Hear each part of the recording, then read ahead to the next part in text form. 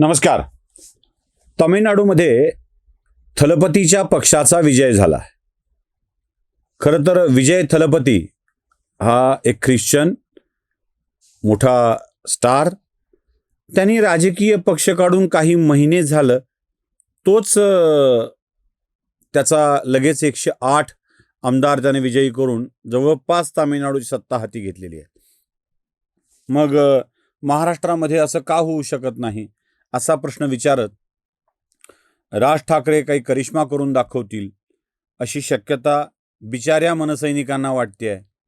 कुठेतरी आशेचा किरण दिसतोय. ते म्हणतायत की हा करिश्मा राज ठाकरे दाखवू शकतात.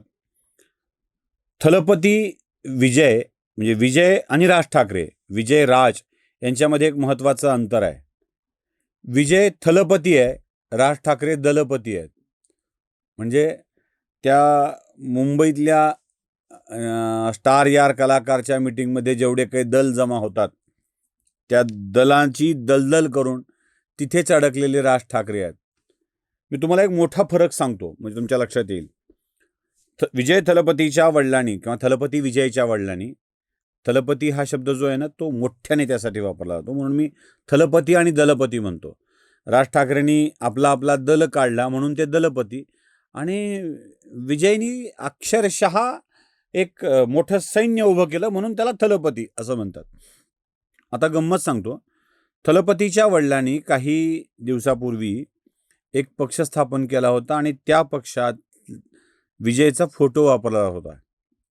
त्यावर तीव्र आक्षेप घेत वडिलांच्या विरोधात तक्रार करत तो पक्ष बरखास्त करायला विजयनी भाग पाडलं होतं आणि मग स्वतः पक्ष स्थापन केला होता.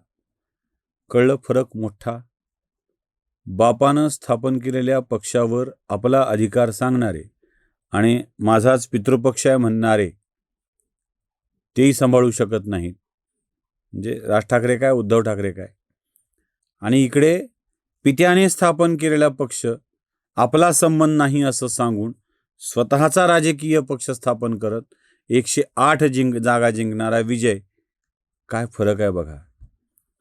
थोडी गंमत अशी आहे की राज ठाकरेंना 20-25 वर्षाच्या कारकिर्दीत एकदा 13 आणि पुन्हा एक्का करतच जागा मिळालेल्या आहेत. म्हणजे 4 वेळेला 1 आणि 1 वेळेला 13 आणि 4 17. आपल्या संपूर्ण राजकीय कारकिर्दीत मिळून 17 आमदार जिंकून आणता आले नाहीत. मिळून ते थलपतींनी एका दमात 108 आणलेत. जो पहिला दम दाखवला तो सुद्धा 108चा. ह्यांचा पहिला दम 13चा होता. आकडा आहे शुभ आहे का अशुभ आहे मला माहीत नाही, पण तिथून जी नाट लागली ती लागली.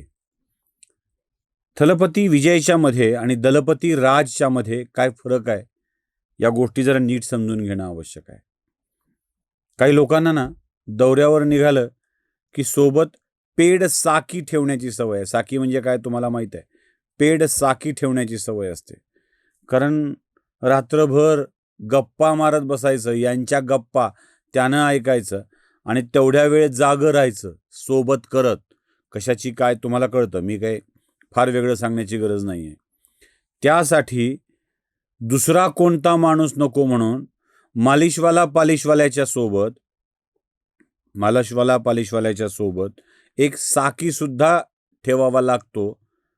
हा फरक आहे. महाराष्ट्राची जाणीव ज्या माणसांना होत नाही, महाराष्ट्राचे प्रश्न ज्या माणसांना कळत नाहीत, ते विजय थलपती सारखा चमत्कार दाखवू शकतील ही अपेक्षाच गैरसमज आहे.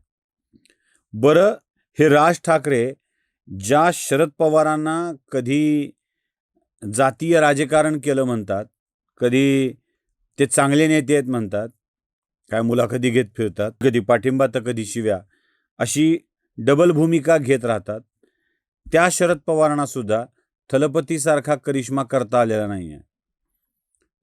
एका दमात 108.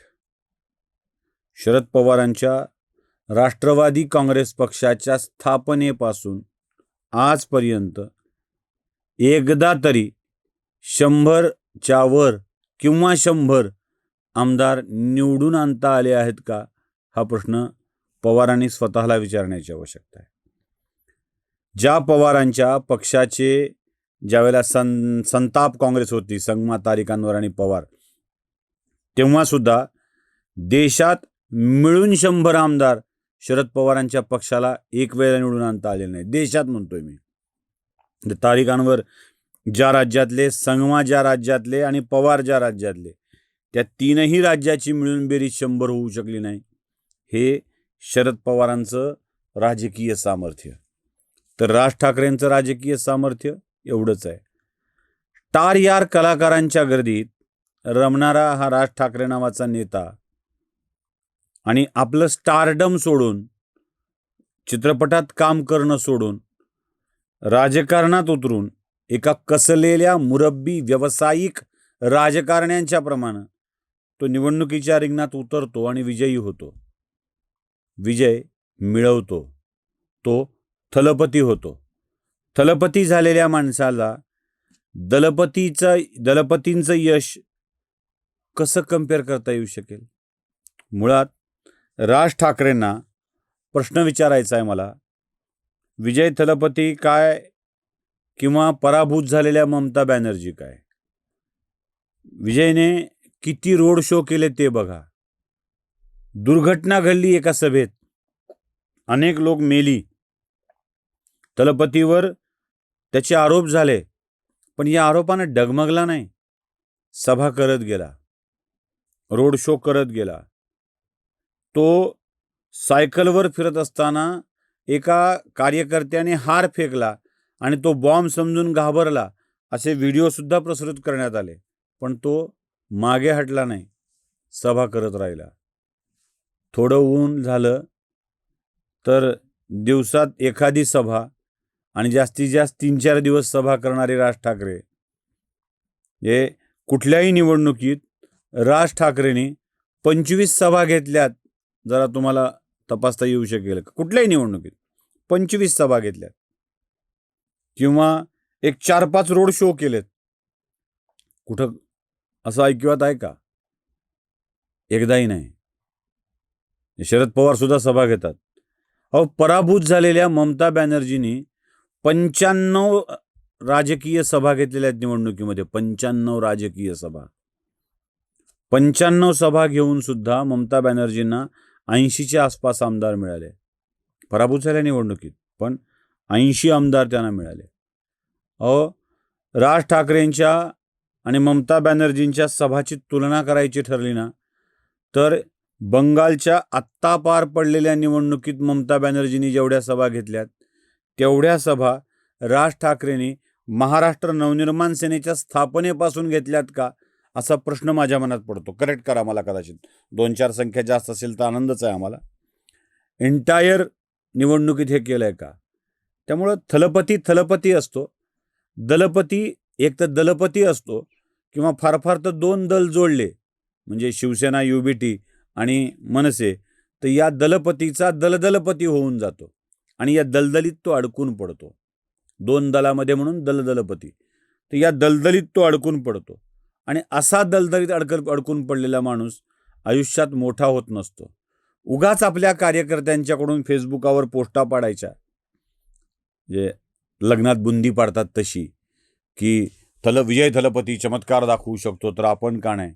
अरे, चमत्कार दाखवण्यासाठी आपली स्वतःची एक कार्यपद्धती विकसित केली पाहिजे. ती आहे का, हा प्रश्न राज ठाकरेंनी स्वतःला विचारावा.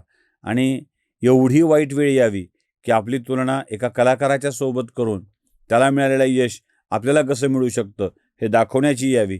यापेक्षा दुसरी गोष्ट वाईट कोणतीच नाही. नमस्कार. जागृतीचा विधायक बुरुज